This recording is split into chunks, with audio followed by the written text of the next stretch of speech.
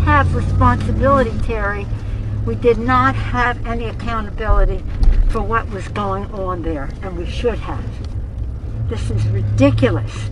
You're going to ask me in the middle of the thing when they've already breached the inaugural stuff that should we call the Capitol Police? I mean the National Guard? Why weren't the National Guard there to begin with? They thought that they had sufficient resources. No, that is not a question of how they had. They don't know. They clearly didn't know, and I take responsibility for not having them just prepare for more. I stopped at the bar after work the other day, and there were 3 doctors at a table slamming drinks. They were bragging about their best surgeries ever. The first doctor said, "Listen up. One time a guy came in who was in a terrible wood-cutting accident. The guy lost his right arm, but I sewed him up in 3 hours. Now he's a major league pitcher." The second doctor said, "One time I was working in the ER, and this dude came in who lost his leg in a farming accident. I sewed him up in 2 hours, and now he's an Olympic runner." The last doctor said, "That ain't nothing. One time my wife and I were heading to Walmart, and the car in front of us slid off the road and into a cow pasture.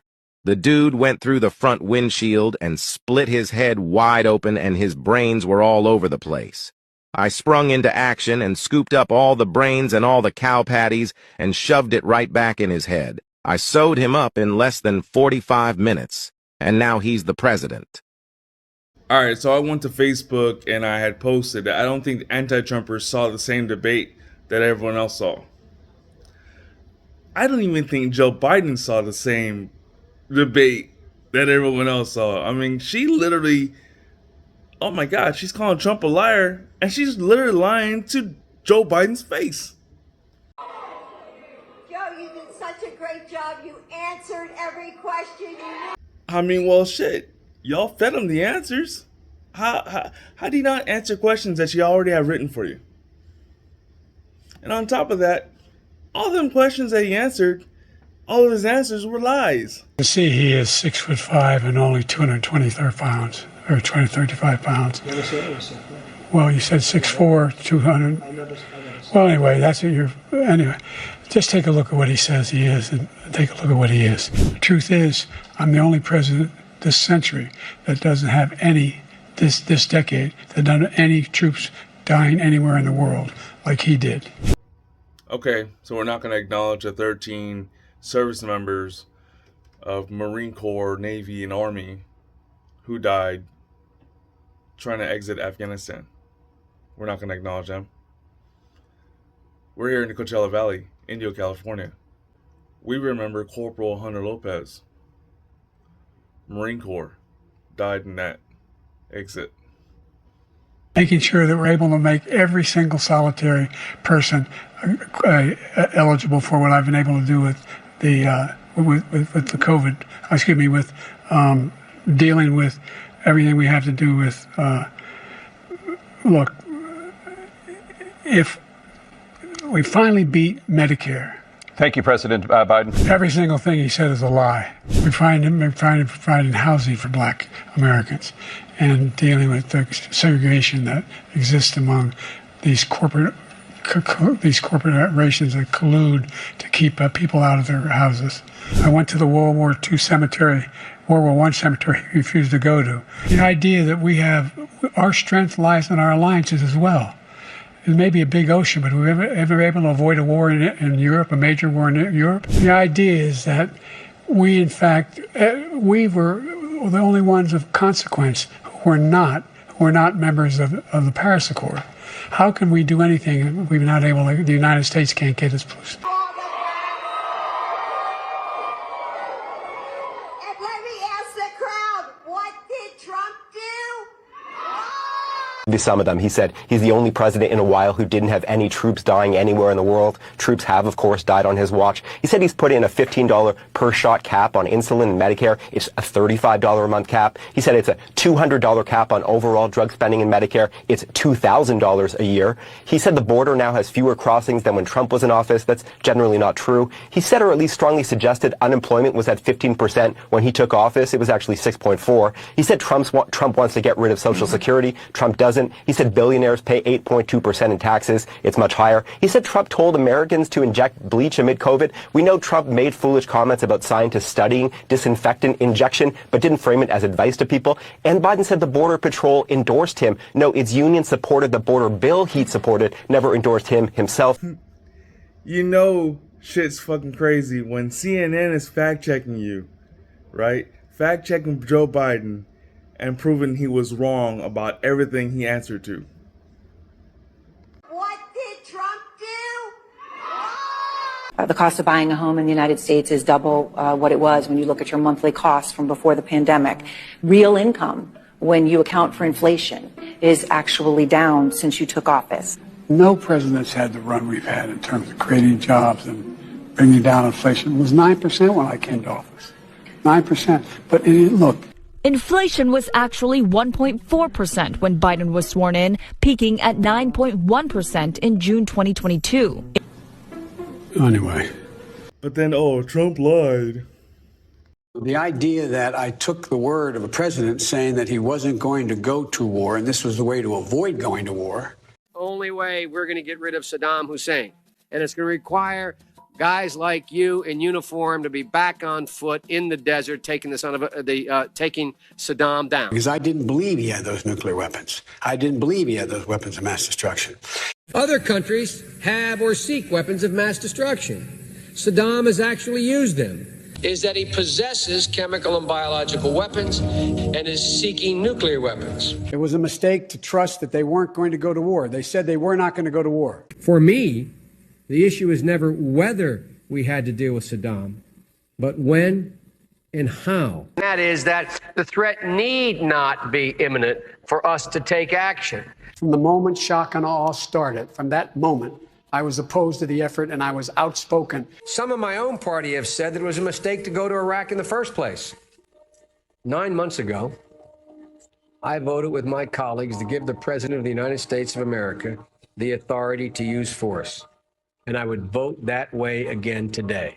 It was a right vote then, and it'd be a correct vote today. I trusted George Bush to keep his word. He said he was not going to go into Iraq. That a free and democratic Iraq, if it could be accomplished, could have a cleansing impact on that part of the world and make our life easier. When I argued that we should freeze federal spending, I meant Social Security as well.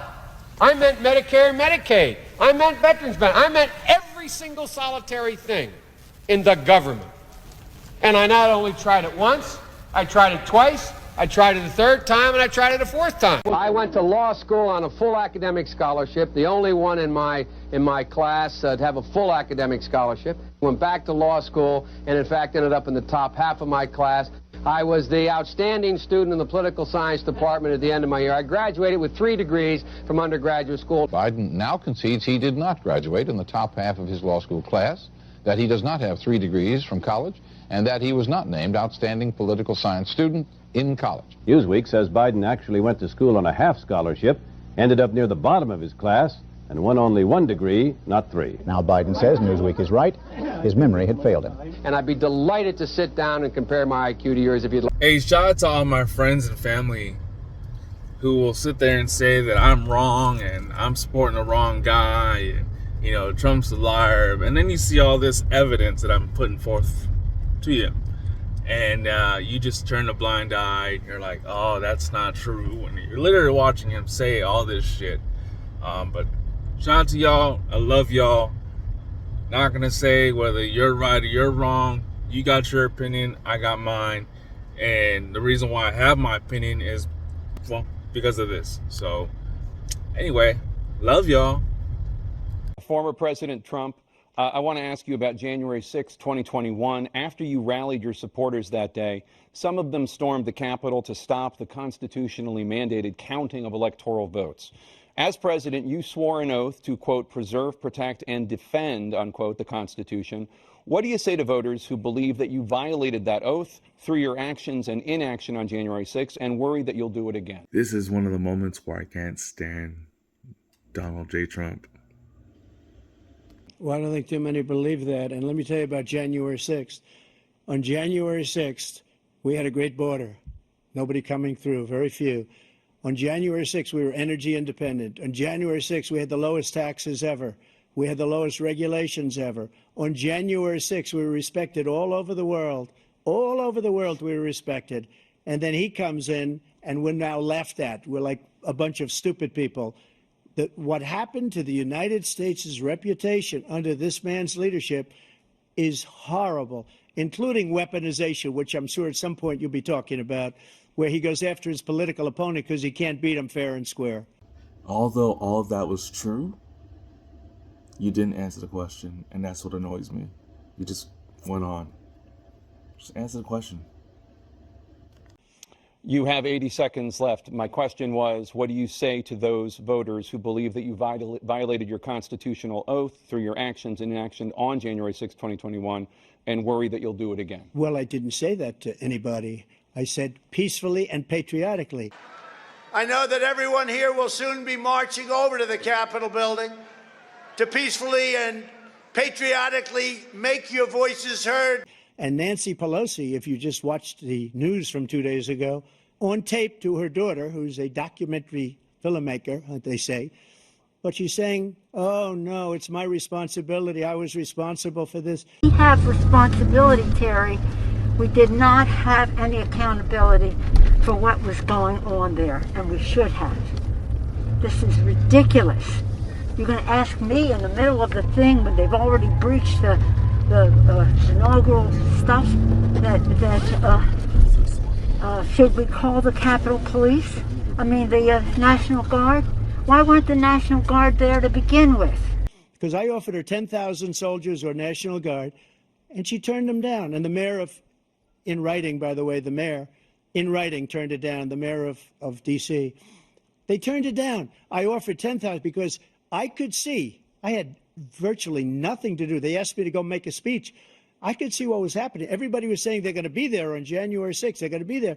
And I said, you know what? There's a lot of people coming. You could feel it. You could feel it too, and you could feel it. And I said, they ought to have some National Guard or whatever. And I offered it to her. And she now admits that she turned it down. And it was the same day she was, I don't know, she can't be very happy with her daughter because it made her into a liar. She said, I take full responsibility for January 6th. They thought that they had sufficient resources. There's not a question of how they had been. They don't know. They clearly didn't know, and I take responsibility for not having them just prepare for more. Every day you wake up, you got a decision to make. To go right or left, up or down, right or wrong. At the end of the day, you make the decision. Nobody forces you. So make the right decision. Make moves, set the goal. Stop making excuses, man. And if it look like a duck, walk like a duck, and sound like a duck, it's a duck. Stop guessing. Just do the right thing. You heard? You hear me? I love y'all. Stay positive. Love one another. All right. We really need to start talking about term limits.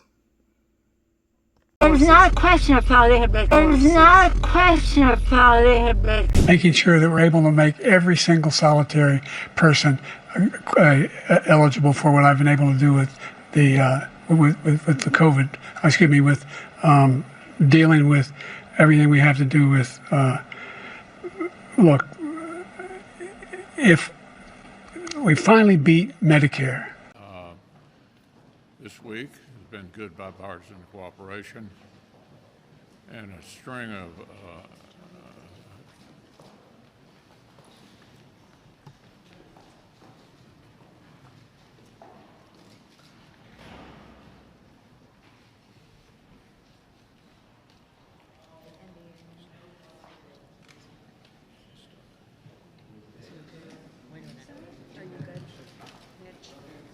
Okay, Mitch. Anything else you want to say, or should we just go back to your office? Do you want to say anything else to the press?